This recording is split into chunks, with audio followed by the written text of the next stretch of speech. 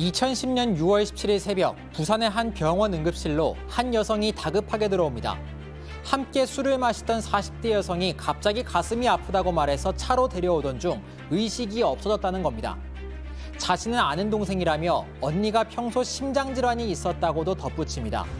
실려온 여성 손모 씨, 손과 발은 이미 시퍼렇게 변해 있었습니다.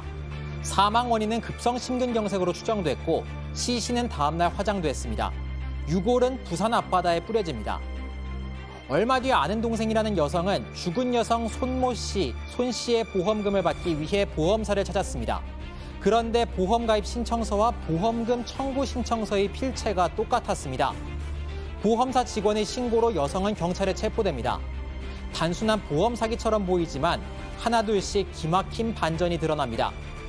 아는 동생이라고 주장한 여성은 서류상 숨진 것으로 돼 있는 손 씨 본인이었습니다. 그리고 죽은 여성, 숨진 여성은 취업을 미끼로 데려온 노숙인이었습니다. 수십억 원대의 보험금을 노린 살인 혐의로 법정에 선 손 씨. 문제는 살인의 증거인 시신이 없다는 겁니다. 손 씨는 결백을 주장했는데요. 과연 재판 결과는 어떻게 됐을까요? 오늘 사건 엑스파일에서는 시신 없는 살인 사건을 파헤쳐 보겠습니다.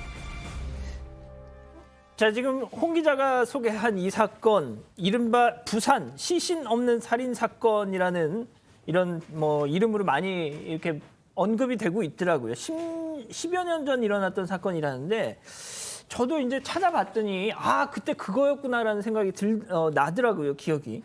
그러니까 보험금을 타내기 위해서 자신이 죽은 것처럼 위장하고 노숙자의 시신을 불태워서 완전 범죄를 꿈꿨던 건데, 그러니까 도대체 이 사건을 저지른 사람 도대체 어떤 사람이었어요? 이 사람이 그러니까 그전까지 좀 생활고에 시달리는 사람으로 추정이 됩니다. 여러 가지 이유가 있었는데요. 영어 학원도 했고 그리고 중간에 어떤 커피숍도 했습니다. 그랬는데 운영이 잘 되지는 않았나 봅니다.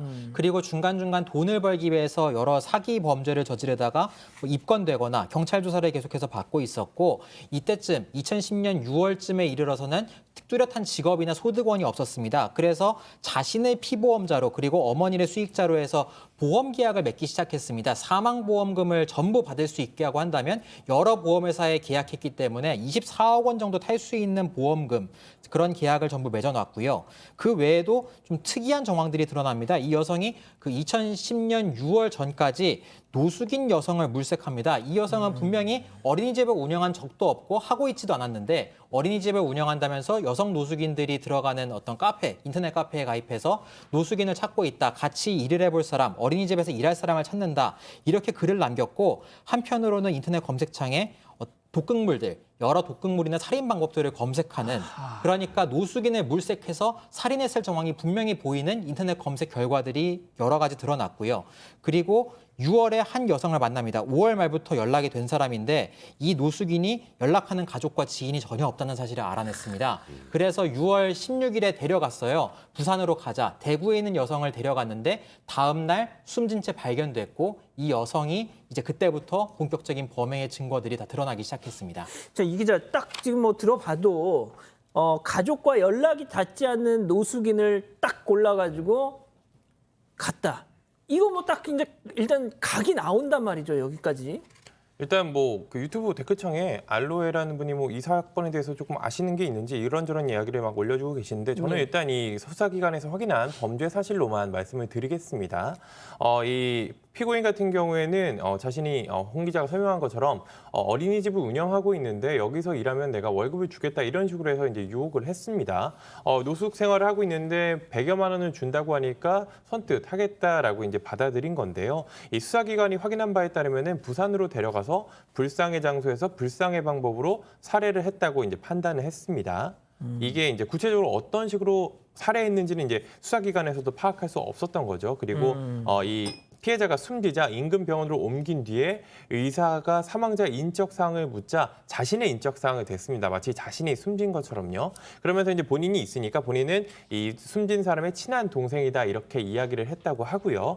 그 이후로 이제 자신의 어머니를 불러서 내 딸이 죽었다라는 식으로 이제 연기를 하도록 이제 부탁을 했고요. 그리고 담당 의사로부터 급성 심근경색 추정으로 정리된 이 시체 검안서와 사망 진단서를 받아낸 뒤에 이 피해자 시신을 화장하고 그 유해를 이제 바다에 뿌린 상황입니다. 그렇기 때문에 이 살인의 직접적인 증거가 될 수 있는 시신이 사라진 상황이었습니다.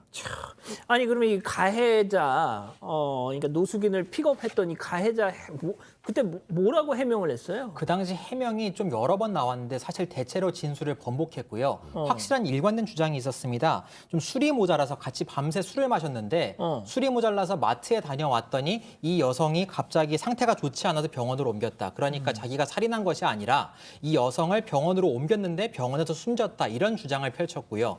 그 외에도 인적사항을 전혀 몰라서 자신의 인적사항을 댔다거나 혹은 독극물을 검색한 적도 없고 뭐 인터넷 카페에서 어떤 살인 방법을 검색한 적 없다 했는데 나중에 진술을 번복했습니다. 실제로 검색한 결과가 다 나와서 말이죠. 좀 한 가지만 더 말씀드리면 나중에 그 형사 사건을 해결하기 위해 자신이 그 당시에도 어떤 다른 사기 혐의로 입건돼 조사를 받고 있었거든요. 이런 것도 해결하고 또 자신이 죽은 걸로 하면 보험금이 많이 나오니까 순간 이 상황을 이용해야겠다 생각이 들어서 급작스러운 죽음을 앞둔 상황이었지만 자신이 여기서 자신의 인적사항을 대야겠다. 갑자기 떠올라서 했다. 이런 취지로도 진술을 했어요. 그러니까 살해는 하지 않았다. 그렇습니다. 살해는 하지 않았지만 숨진 잠깐 여성을? 그런 생각을 했었다. 그렇습니다. 숨진 여성을 옮기면서 순간 이걸 이용해야지 내가 돈도 다시 벌고 범죄 혐의도 벗어날 수 있겠다. 이런 생각이 들어서 범행을 기획했다. 하지만 살인은 안 했다. 이런 주장을 펼쳤습니다. 자, 그렇게 홍 기자가 설명한 것처럼 완전 범죄를 꿈꿨지만 결국 이게 들통이 났다는 거 아닙니까? 저 본인이 사망한 것으로 만든 거잖아요. 그죠? 그리고 본인 사망 신고는 어머니를 통해서 했습니다. 그럼 이제 본인이 사망했으니까 보험금을 받아야 되잖아요. 예. 첫 번째 이제 우체국에 이제 가입되는 보험을 통해서 600만 원까지 잘 받았어요. 예. 아. 그 다음에 보험사에 가서 이제 본인이 아닌 척하고 써야 되잖아요. 그죠? 예. 일단 어머니가 피보험자로 돼 있고, 그러니까 어머니가 보험 수익자로 돼 있으니까. 근데 이제 보험사 입장에서 이 사람이 사망하기 3개월 전에 보험이 가입된 것도 좀 이상했어요. 아무래도 사망 직전에 생명보험을 든다는 건 좀 이상하잖아요. 그럼요. 근데 여기서 이제 결정적인 게 나옵니다. 보험을 들 때 일단 보험 가입 신청서라는 걸 쓰죠. 예. 근데 보험 가입 신청서에 쓴 이 필체하고 보험금 청구한 필체가 똑같으면 어떻게 되나요? 아하. 그럼 이 동일인일 가능성이 높은 그렇죠. 거잖아요. 좀 이상하다. 그리고 펜을 쓰고 나서 막 자꾸 닦아요, 이 사람이. 그래서 거기 신고해서 경찰에게 붙잡히게 된 겁니다.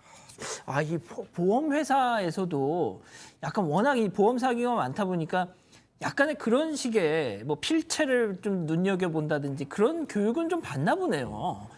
자, 교수님, 그런데 말이죠.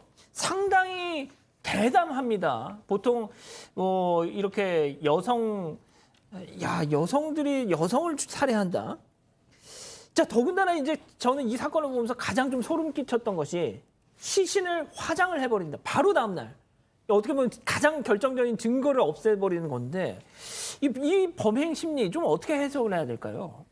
이건 뭐 전형적으로 제가 볼 때는 사이코패스 범죄인데요. 우리가 사이코패스 범죄라고 하면 굉장히 범행 동기가 뭐 묻지마, 무동기, 뭐 기괴하고 그렇죠. 막 이렇게만 생각을 하시지 않습니까? 근데 사실 실제 일어나는 사이코패스 범죄들의 대다수는요. 경제적 목표를 이루기 위해서 사람의 목숨을 도구로 쓰는 범죄들입니다. 그래서 이런 경제 범죄에 이런 유형의 타입들이 많이 나타나고 있습니다. 자, 그래서 1심은 어떻게 판단했습니까? 1심에서는 살인 혐의 유죄로 판단했습니다. 무기징역이 선고됐는데요. 차인이 분명하지는 않았어요. 정확히 무엇으로 숨졌다라고 나오지 않았고 시신이 없으니까. 그렇습니다. 시신이 없어서 다시 확인할 길도 없었고 심지어 당시 직접 증거도 없었잖아요.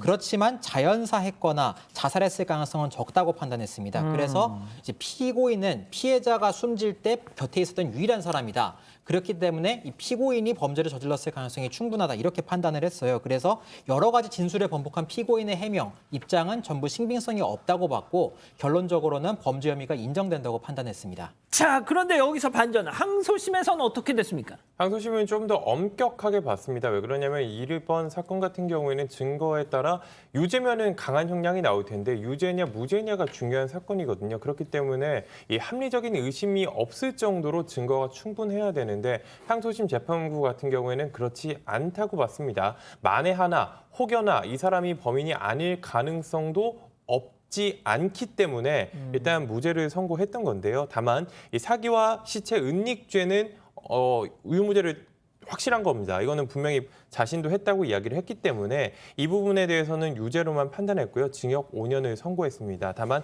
앞서 설명드린 것처럼 살인의 증거가 없는 이상 살인 혐의를 인정할 수 없다면서 이 부분에 대해서만 무죄로 선고를 했습니다. 자, 하지만 여기서 또 반전.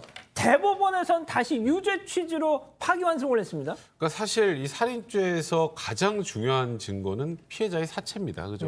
사체가 없는 상황이기 때문에 지금 나머지 증거들을 기초로 해서 이 살인죄가 인정되느냐 안 되느냐 판단해야 되는데 굉장히 어려워요. 예. 근데 대법원은 유죄 취지로 파기환송했습니다. 그 이유 첫 번째, 살인의 동기가 너무 명백하다는 거예요. 일단 이 사람이 일단 피해자가 사망의 3개월 전부터 거액의 보험 가입하기 시작했습니다. 본인이 그 당시에 특별한 직업도 없었을 때 말이죠.